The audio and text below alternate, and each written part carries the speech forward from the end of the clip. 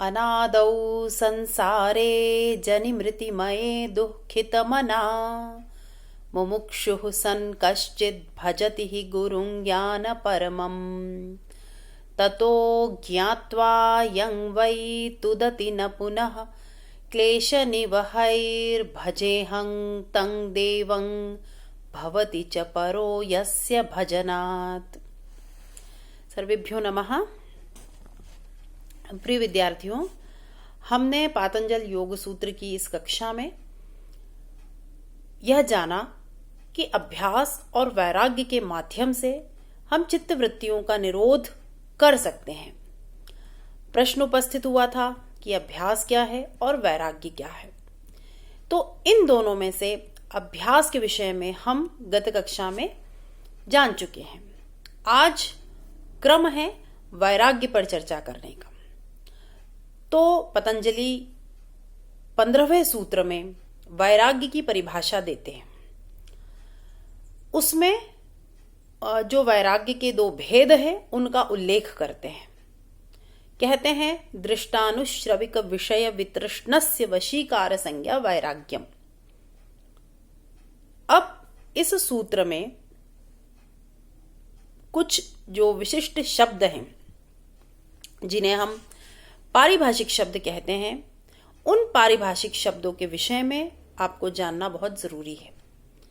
तो यहाँ विशेष रूप से जो दो नए शब्द आए हैं वे हैं दृष्ट और आनुश्रविक।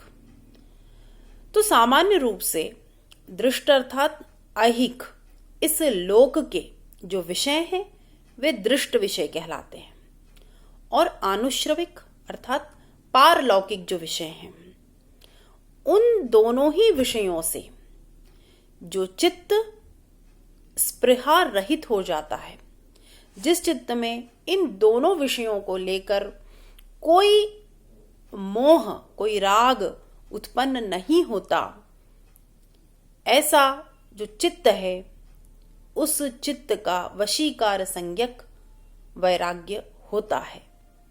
यही वशीकार संज्ञक वैराग्य अपर वैराग्य के नाम से भी कहा गया है, क्योंकि अभी उसमें हेतु भी उपस्थित करेंगे। पहले हम जो सूत्रगत शब्द हैं उन शब्दों को ठीक से जानेंगे, उसके बाद उसमें निहित अर्थ को समझेंगे, और फिर क्यों इस वशीकार संज्ञक वैराग्य को अपर वैराग्य कहा इसके बारे में भी विचार करेंगे। और ये सारा विचार विमर्श भाष्य और विभिन्न टीकाओं के आलोक में होगा। तो अभी आप यह जान गए हैं कि योग के जो दो उपाय बताएं, अर्थात जो चित्तवृत्ति निरोध के उपाय बताए हैं, अभ्यास और वैराग्य। इनमें से अभ्यास का जो लक्षण है वह आपने पहले सूत्र में जान लिया। अब जो वैराग्य की चर्चा है उसमें भी दो प्रकार के वैराग्य की यहाँ बात आने वाली है। तो ये जो सूत्र है 15वां, इसमें अपर वैराग्य की चर्चा है, और जो इसके पश्चात सूत्र आने वाला है उसमें पर वैराग्य की चर्चा होगी। तो हम इसको इस तरह से समझ सकते हैं कि योग साधना का जहां से आरंभ होता है वहां से लेकर विवेक ख्याति पर्यंत जो वैराग्य आवश्यक होता है और जिसकी संभाव्यता दिखाई देती है उसे अपर वैराग्य कहते हैं।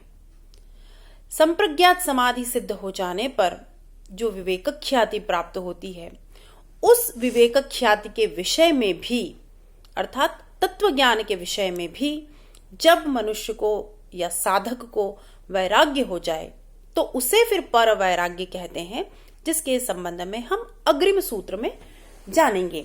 अभी तो हम इस सूत्र के माध्यम से अपर वैराग्य के विषय में जान रहे हैं। तो जब अपर वैराग्य का अभ्यास हो जाता है तब वह साधक पर वैराग्य की स्थिति में जाने के लिए सिद्ध होता है, और जब पर वैराग्य का वह अभ्यस्त होता है तब उसे असंप्रज्ञात योग की सिद्धि प्राप्त होती है। इसे हम इस तरह से भी कह सकते हैं। तो जैसे अभी मैंने आपको कहा कि इस सूत्र में दो शब्द आए हैं, दृष्ट और आनुश्रविक। सामान्य रूप से मैंने आपको इनका अर्थ बताया कि दृष्ट विषय क्या है, जो इस लोक में दिखाई देते हैं। इस लोक में प्राप्त होने वाले जितने भी विषय, सुख हैं, भोग हैं, वे सभी क्या कहलाते हैं? दृष्ट। हम इहलोक कहते हैं इसे, वे ही विषय ऐहिक भी कहलाते हैं। तो ऐहिक विषयों के संबंध में, दृष्ट विषयों के संबंध में भी कैसी वृत्ति हो जाए? वैराग्य की, विरक्ति की वृत्ति हो जाए। और जो आनुश्रविक है, आनुश्रविक का अर्थ होता है जो वेदों में कहा गया है, वेदों के माध्यम से जाना है, जो वैदिक परंपरा में कहा गया है, अर्थात जो स्वर्ग हैं, परलोक हैं।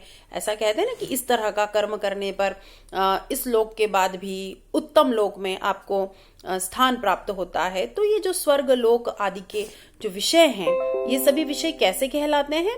ये सभी विषय पारलौकिक विषय कहलाते हैं। इन्हीं को आनुश्रविक भी बोलते हैं।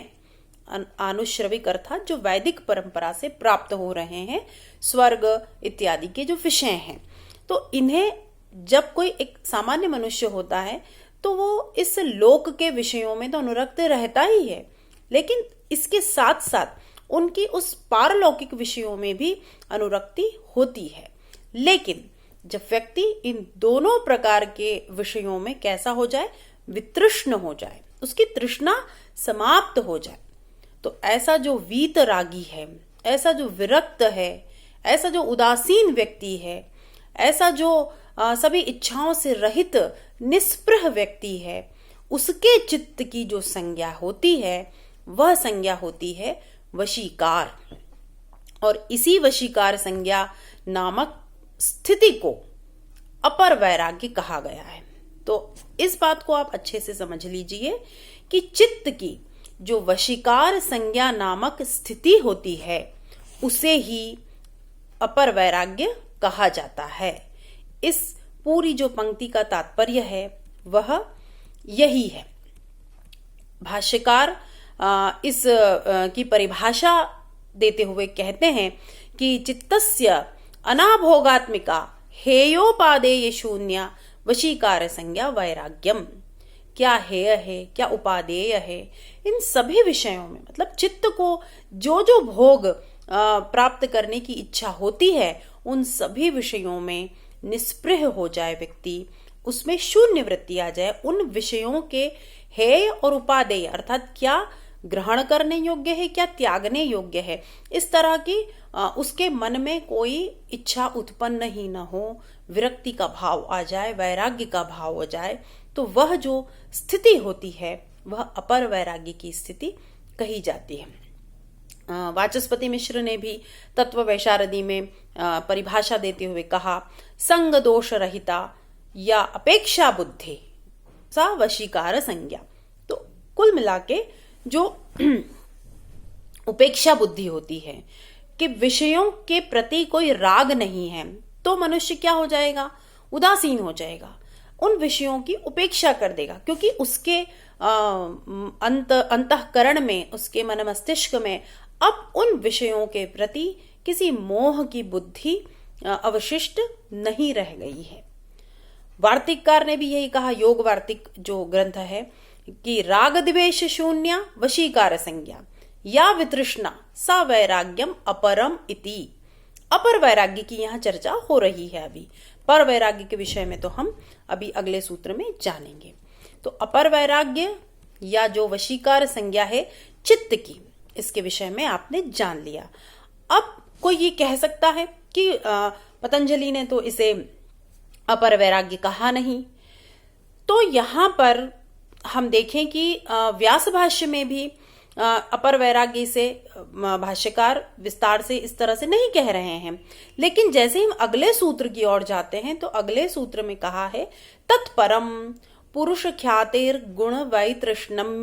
तो जब वहां पर शब्द से उस वैराग्य को अभिहित किया जाता है, उसका नाम पर वैराग्य कहा जाता है, तो अपने आप उसके जो पिछला वाला जो उसका एक और विभाजन किया गया था, एक और उसमें भेद बताया गया था, वह अपने आप ही सहज रूप से अपर वैराग्य की संज्ञा को प्राप्त कर जाता है, क्योंकि जो इसके आगे बताया जाने वाला है वह पर वैराग्य है और इसी कारण इसे अपर वैराग्य भी कहा जाता है। तो अब आप ये समझे कि इसी की संज्ञा अपर वैराग्य होती है और इसी वशीकार संज्ञक अपर वैराग्य की जो क्रमिक स्थितियां बताई गई हैं उसे तत्व वैशारदीकार ने स्पष्ट किया है। तो अपर वैराग्य का जो क्रम बताया गया है या उसके जो 4 स्तर बताए गए हैं उसमें भी उसे भी आप जान सकते हैं। उस पर पतंजलि ने विशेष रूप से कुछ नहीं कहा है, लेकिन जो अन्य टीकाकार हैं, भाष्यकार हैं और अन्य जो ग्रंथकार हुए जिन्होंने योग सूत्र को आधार मानकर व्याख्याएं लिखी, उन्होंने इस विषय पर प्रकाश डाला है। तो ये 4 जो क्रम है वे भी आपको यदि पता हो तो बहुत अच्छी बात है, उसे मैं आपको सूचित करती हूं। तो यतमान संज्ञा प्रथम, दूसरा व्यतिरेक संज्ञा, तीसरा एकेंद्रीय संज्ञा और चौथा वशीकार संज्ञा। तो इस प्रकार से ये अपर वैराग्य में भी एक क्रम को तत्व वैशारदीकार ने स्पष्ट किया है। अब हम तत्त ग्रंथ में इनका और विशेष विवेचन देख सकते हैं, किंतु यहाँ मैं ऐसा समझती हूँ कि आपको केवल ये 4 यदि नाम भी ज्ञात हैं, ये 4 स्तर भी ज्ञात हैं नामतः, तो वे पर्याप्त हैं। तो इसे आप इस तरह से जानिए। अब जो अगला सूत्र है, अब हम उसकी ओर बढ़ते हैं, क्योंकि इतनी चर्चा हमारी हो गई कि इसकी संज्ञा है अपर वैराग्य। तो जो अगला वैराग्य का भेद है वह क्या है? पर वैराग्य। उसका जो सूत्र में व्याख्यान किया है पतंजलि ने वह किया है तत्परं पुरुष ख्यातेर गुण वैतृष्ण्यम। अब अभी तक बात क्या हुई कि उसका विवेक ख्याति से साक्षात्कार हो जाता है, अपर वैराग्य की जो स्थिति है। लेकिन इस जो पुरुष की ख्याति है अर्थात पुरुष के साक्षात्कार के कारण जो अनुभूति होती है वह अनुभूति क्या है? वो आगे की स्थिति है, जो सत्व गुण है उसके प्रति भी उपेक्षा बुद्धि आ जाए, वही पर वैराग्य है। देखिए अपर वैराग्य में तो सत्व गुण की स्थिति बनी हुई है, क्योंकि वह चित्त की एकाग्र भूमि है, वहां पर वह स्थिति है और उसमें सत्व गुण के प्रति आसक्ति का भाव भी है। किंतु जब इस सत्व गुण के प्रति भी विरक्ति का भाव उत्पन्न हो जाए, जो सत्व गुणात्मक विवेक ख्याति है उसके प्रति भी कोई मोह न रह जाए, तब जो स्थिति प्राप्त होती है वह स्थिति होती है पर वैराग्य की स्थिति। अपर वैराग्य का लक्षण स्पष्ट हुआ। अब हम पर वैराग्य की चर्चा कर रहे हैं और यहाँ सूत्र में जो शब्द आया पुरुष ख्यातेर गुण वैतृष्ण्यम, जो पुरुष ख्याति हो गई है अर्थात उस पुरुष के विषय में जो ज्ञान है उसकी प्राप्ति हो गई है, तो जो पुरुष तत्व का साक्षात्कार होने के कारण जो योगी है, जो साधक है, उसके चित्त में गुण वैतृष्ण्यम, गुण के प्रति भी वितृष्णा का भाव उत्पन्न हो जाए। अब यहाँ गुण कौन सा है? सत्व गुण, क्योंकि केवल अब सत्व गुण ही अवशिष्ट था। रज और तम को तो हम अपर वैराग्य को प्राप्त करने के पूर्व ही समाप्त कर चुके थे। तो अब चित्त में केवल सत्व गुण की स्थिति जो है वह उत्कर्ष के रूप में विद्यमान है और इस स्थिति को भी, इस गुण को भी, इस गुण के प्रति जो आसक्ति का भाव है उसके प्रति भी वितृष्णा जागृत हो जाना, यह जो स्थिति होती है यह पर वैराग्य की स्थिति होती है। अपर वैराग्य के संबंध में आपको यह स्पष्ट हुआ था कि वहां लौकिक विषयों के प्रति भी वितृष्णा हो जाती है और पारलौकिक अर्थात आनुश्रविक विषयों के प्रति भी वितृष्णा हो जाती है। लौकिक कौन से हैं? जिनको दृष्ट कहा है, इस लोक में प्राप्त होने वाले इह लोक के। और आनुश्रविक कौन से हैं? पारलौकिक विषय, जिनका कि वेदों में मार्ग बताया गया है। तो ऐसे जो पारलौकिक विषय हैं या ऐसे जो लौकिक विषय हैं, उन दोनों के प्रति वितृष्णा का भाव हो जाता है अपर वैराग्य में। और अब उस विवेक ख्याति को जान लिया है जिसने, उस ज्ञान के प्रति भी, उस सत्व गुण के प्रति भी जो विरक्ति का भाव है, वितृष्णा का भाव है, वह उत्पन्न हो जाना, यह होता है पर वैराग्य। अपर वैराग्य से संप्रज्ञात समाधि सिद्ध होती है। इसलिए हम ये कह सकते हैं कि जो अपर वैराग्य है वो संप्रज्ञात समाधि का हेतु है या उसका उपाय है, किंतु यह जो अपर वैराग्य है यह असंप्रज्ञात समाधि का साक्षात हेतु नहीं है। इसीलिए पर वैराग्य अर्थात संप्रज्ञात या ज्ञान के प्रति वितृष्णा या औदासीन्य का जो भाव होता है वह असंप्रज्ञात समाधि का हेतु बनता है। इसीलिए वह जो है वह पर वैराग्य कहा गया है, अर्थात उस अपर वैराग्य के बाद की यह स्थिति है। अपर वैराग्य से भी उत्कृष्ट यह स्थिति है। उदासीनता का भाव अब उत्पन्न हो चुका है उस ज्ञान के प्रति भी, उस सत्व गुण के प्रति भी। तो यह जो स्थिति है यह क्या कहलाती है? पर वैराग्य की स्थिति। यह वस्तुतः ज्ञान की पराकाष्ठा है। दृष्ट और आनुश्रविक विषयों के प्रति तो विरक्ति हो ही गई है, वह अपर वैराग्य है।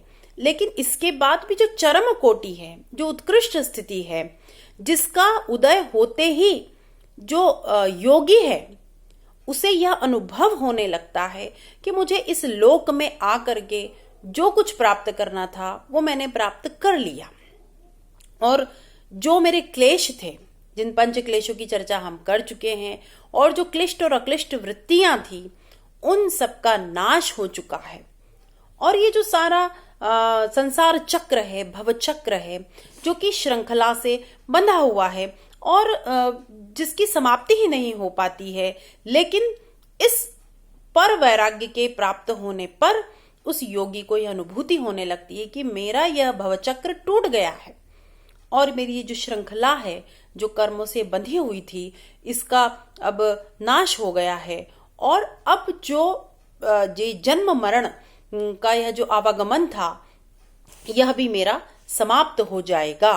तो ऐसी जो ज्ञान की पराकाष्ठा है इसको ही हम पर वैराग्य कहते हैं। और भाष्यकार ने ये सभी बातें कही हैं जो मैंने आपको संक्षेप में बताई, और भाष्यकार ने वहां एक शब्द का प्रयोग किया कि जो कैवल्य है वह इसी का नान्तरीयक है, अर्थात इस पर वैराग्य के प्राप्त हो जाने पर जो कैवल्य की दशा है वह अवश्यम भावी है, अर्थात अब जो साधक है वह पतित नहीं हो सकता, क्योंकि वह अब जिस स्तर पर पहुंच गया है उससे हम ये कह सकते हैं कि अब इसे कैवल्य की प्राप्ति होगी ही, क्योंकि अब सत्व गुण के प्रति भी जो सत्व गुणात्मक विवेक ख्याति है उसके प्रति भी विरक्ति का भाव उस साधक में जन्म ले चुका है। तो ये पर वैराग्य की जो दशा है इसमें उसे कैवल्य अवश्य प्राप्त होगा, वह जीवन मुक्त हो जाता है और अब केवल देह मुक्ति की उसे प्रतीक्षा है। तो इस तरह से बहुत ही सूक्ष्म दृष्टि से पतंजलि ने इन दो सूत्रों में वैराग्य का विवेचन किया, और आपने जाना कि किस तरह से जो वैराग्य है वह दो प्रकार का होता है, अपर वैराग्य और उससे भी उत्कृष्ट दशा पर वैराग्य की। और ये वैराग्य और एक अभ्यास ये मिलकर के क्या करते हैं? चित्त वृत्ति का निरोध करते हैं। ये योग के उपाय हैं, और इन उपायों से निरुद्ध चित्त वृत्ति वाले साधक की प्रथमतः संप्रज्ञात समाधि सिद्ध होती है। और जैसा कि अभी आप देख ही रहे हैं इतने दिनों से कि किस तरह से प्रत्येक सूत्र अगले सूत्र से संयुक्त हो जाता है और उस विषय को श्रृंखला में बांध देता है। तो अगला जो सूत्र है उसमें हम यही जानेंगे कि ये जो संप्रज्ञात समाधि है इसके क्या भेद है और इसका क्या स्वरूप है। तो इसके भेद को अगले 17वें सूत्र में पतंजलि आपके सामने उपस्थित करेंगे, और वहां उन्होंने कहा है वितर्क विचार आनंद अस्मितानुगमात संप्रज्ञातः, अर्थात वितर्क विचार आनंद और अस्मिता का अनुगम, अर्थात साक्षात्कार उदय होने से संप्रज्ञात समाधि होती है। तो संप्रज्ञात समाधि के विषय में जो उसका सामान्य स्वरूप है उसे तो आप पहले भी जान चुके हैं। उसे हमने जब योगश चित्तवृत्ति निरोधः इस सूत्र के व्याख्यान पर हमने जब चर्चा की थी, तब हमने आपको यह स्पष्ट किया था कि योग अर्थात यहाँ क्या, वहां संप्रज्ञात और असंप्रज्ञात की चर्चा आई थी, किंतु आगे और भी अधिक विस्तार से भिन्न भिन्न सूत्रों में हम पतंजलि के दृष्टिकोण से और भाष्यकार और टीकाकारों के दृष्टिकोण से इन दोनों समाधियों पर और भी विचार करेंगे। तो यहाँ पर हम अभी वैराग्य के विषय में अपनी इस व्याख्यान को समाप्त करते हैं और अगले जो सूत्र में जो बात कही जाने वाली है केवल उसे बीज रूप में कहकर और अब आज की कक्षा को समाप्त करेंगे। अभी आपने यह जान लिया है कि जो संप्रज्ञात समाधि है उसके भी 4 भेद कहेंगे, वितर्कानुगत, विचारानुगत, आनंदानुगत और अस्मितानुगत। आज इसका व्याख्यान नहीं करेंगे, केवल आपको इनके नाम का निर्देश हमने कर दिया है। तो आप इतने विषय को तैयार कीजिए कि चित्तवृत्ति निरोध के जो 2 उपाय हैं, अभ्यास और वैराग्य, उनका स्वरूप क्या है, उनके भेद क्या है, उनकी प्रक्रिया क्या है। तो मुझे लगता है कि आज के लिए इतना पर्याप्त है। तो सभी को धन्यवाद। शुभ रात्रि।